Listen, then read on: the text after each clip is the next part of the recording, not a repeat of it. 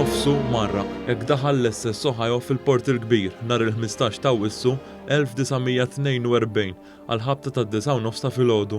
Kien Lorenzo Attard mill-Birgu li ħar riskju u daħħal dan il-bastiment fil-Port il-Kbir li kien qisu bħal manna niżla mis-sema għal Maltin li kienu assedjati mill-qawwiet tal-Assi. Dokument li nsab fl-Arkivi Nazzjonali miktub mis-Supretendent Poliċino lill-Kummissarju tal-Pulizija juri kif ma kienx hemm biżżejjed assies armati sabiex jassu l-100 maħżen fejn kien hemm il-provvisti tal-ikel u l-fuel li waslu permezz tal-Operation Pedestal jew kif magħrufa aħjar minn ħafna il-Konvoj ta' Santa Marija.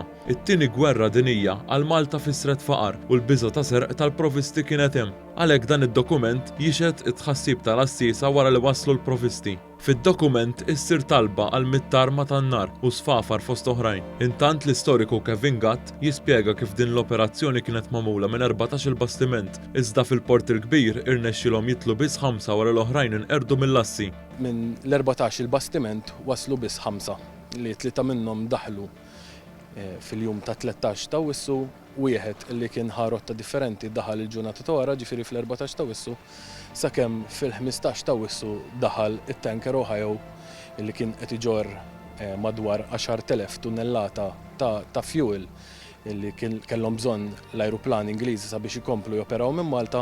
F'Santa Marija, Lorenzo Attard ħar riskju li jdaħħal dan il-bastiment nofsu marraq fil-Port il-Kbir wara diversi attakki. L-Ammiraliat kien iddeċieda li jkun hemm pilot Malti li daħlu u kien propju wieħed mill-Birgu, ċertu Lorenzo Attard, li dan he volunteered li daħlu huwa wara li ħadd kważi ma ħar riskju, dan ħar riskju, ħareġ hemm barra u daħħal it-tanker illi kien kważi nofsu marraq u b'10,000 tunnellata fuel li kien bomba tiflowtja bażikament. Fl-istess sena kien hemm żewġ konvojs oħra, dak mill-Lixandra f'Marzu u ieħor f'Ġunju mill-Lixandra u Ġibiltà.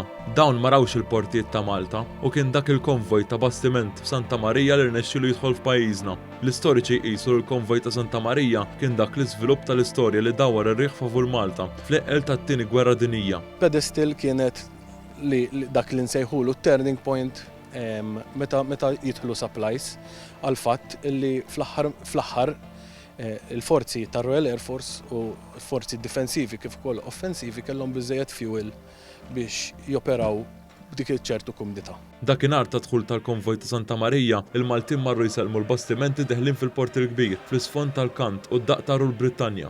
Malta kienet fit-tarf li ċedi, iżda din il-wasla tal-provvisti fissret speranza, tama u kuraġġ.